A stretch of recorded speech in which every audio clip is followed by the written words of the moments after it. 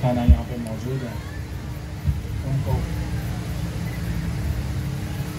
जिनके भाई बच्चों ने अपनी जान का नजराना पेश किया ताकि हमारा मुल्क महफूज रह सके, हम महफूज रह सके।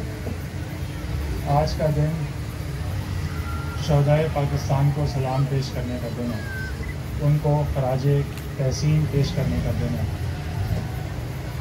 उनकी कुर्बानियों को, जो उन्होंने इस मुल्क के लिए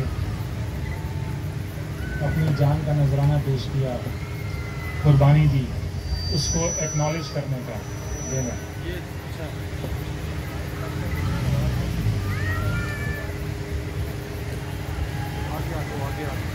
हमारे जवान